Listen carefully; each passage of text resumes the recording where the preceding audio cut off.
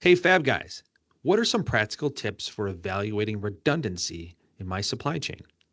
To me, the most practical thing to do is look at your internal assets. Are you close to capacity or over capacity on any of your processing hours per machine? In other words, if you're running your laser 45 hours a week with OT, then that's probably your stress point. And that would be a first stage process we have at numerous locations. And my advice would be pick 25% of your volume and have Ryerson quote it and see if we can get where you need to get to have an automatic redundancy already set up. If we're running even 10% of the part numbers, we've already done first articles, we've PPAP'd it, we have programs.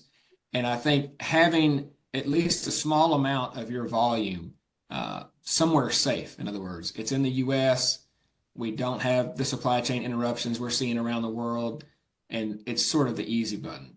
And I see another question here where what are your offshore sources for materials and what would happen if one or more became unavailable? And that sort of ties together. Ryerson buys from every mill in the world.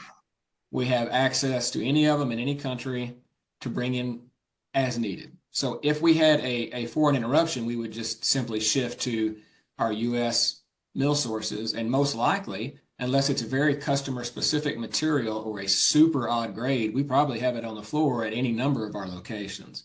We would simply move that, get to cutting parts for you, and deliver it in a much shorter turnaround than you would have if didn't have a redundant plan already. Take a look at your supply chain and pressure test it.